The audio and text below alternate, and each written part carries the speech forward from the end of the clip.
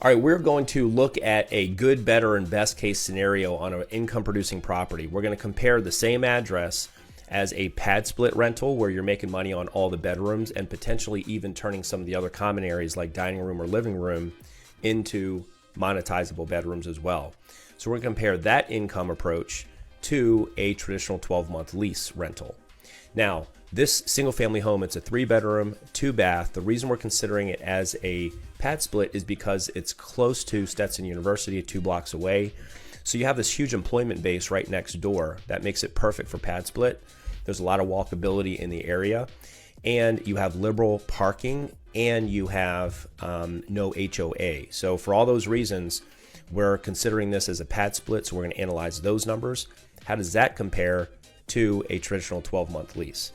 This single family home is going to be $300,000 purchase price regardless of what we do, right? There are some differences though in the rehab and the expenses and of course the income on the property. So we're going to break down those differences between what it would look like as a long-term rental at $1,900 per month, which would be the anticipated rent on it, compared to a pad split. Now, as a pad split on the income side, we're going to be making $3,200 a month because we're taking the dining room. It meets the 8 by 10 foot requirement for pad splitting it.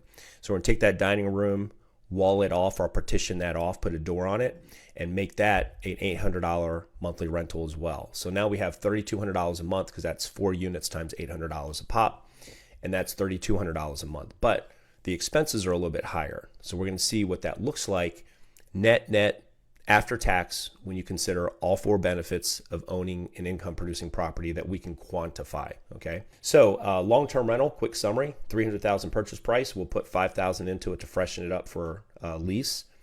We're going to collect $1,900 per month.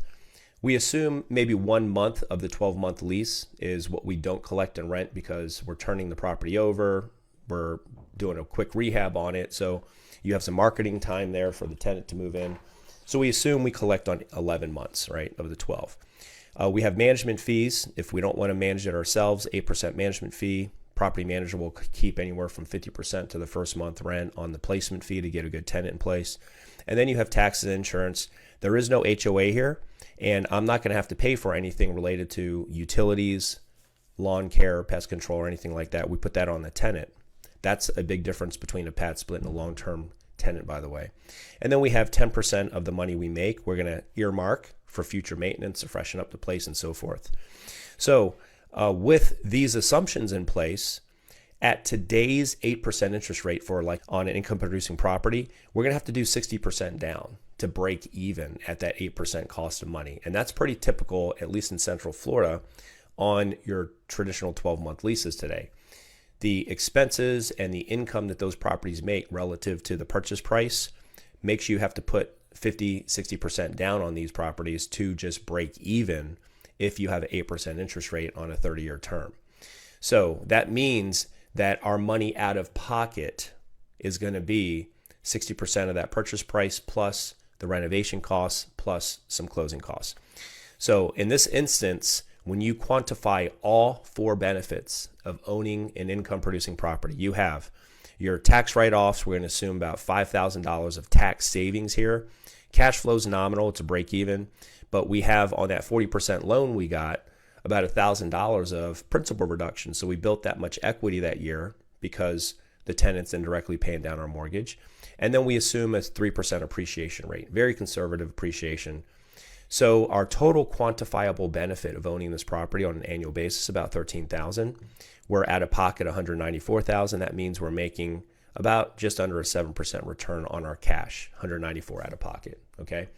Now, if we pad split this property, we're going to take that dining room, turn that into a unit that we can rent for $800 a month. So the revenue goes up. When the revenue goes up, assuming your expenses aren't as high, then you increase the net income on the property, which means you can come out of pocket a little bit less at the same cost of money. So you can actually come into this deal with 50% down now at that same rate, and it would cash flow right at about even. But let's go through how these expenses change. So the rehab now, we're going to add about $15,000 to it.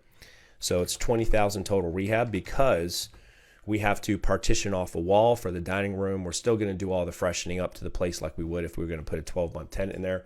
But we have to put some basic furniture into each one of the 4 bedrooms. You have to go crazy like a short-term rental, but the bedrooms have to be furnished. So we have to account for that. That's why the rehab's a little bit higher. Now, the rent is going to go up to $3,200. Our vacancy rate is going to be 15% now, because on PadSplit, your midterm rentals, they're going to rent for an average of 9 to 11 months per guest or member in this case. And you're going to have about a 90% occupancy rate. But of the 90% occupancy rate of the rent you can bill, you're going to have a collections rate of 95%. So between that collections rate and the vacancy of 10%, we'll just put about 15% total vacancy.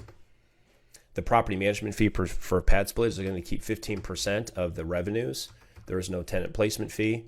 Tax and insurance are the same. There is no HOA, but you do have to pay for utilities. And now we want to cover lawn care, right? Because we can't put that on the tenant now. These are turnkey rental units. So we're going to account for about $500 a month of expenses. That's an extra $6,000 at the end of the year in total expense just for services and utilities. And our 10% of the money we make earmarked as maintenance, that's still the same. So now we can do a little bit less money down. It carries itself. Total return on our cash now is just under $14,000 on a little bit less out of pocket, $179,000 out of pocket as opposed to $195,000 out of pocket. So our return goes up a little bit to 7.72. We're just under 8% after tax net return on our money. Now, where this can get really good is what if we were able to purchase this property subject to the seller's loan staying in place, and the seller's loan is at 4%. That's what we're trying to negotiate here. So now we have a better income strategy as a PadSplit. So instead of going traditional financing, though, at 8% interest, if we have a 4% loan and we do the same money out of pocket because the seller's going to want, we could go to $30,000 down, 30% down, right? 30% down now of that $300,000 is what the cash is required that the seller's asking for. So the seller's asking for $90,000 out of pocket. So if we do that $90,000 to take over their financing of $210,000 at a 4% rate, now watch what happens. It cash flows on a whole lot less out of pocket. So we're only $119,000 out of pocket, and that $119,000, keep in mind, includes heavier rehab on the property because we need to outfit the bedrooms and partition off the dining room. So $119,000 out of pocket, we're making $16,000 on our cash. That's about a 14% after-tax net benefit on our cash.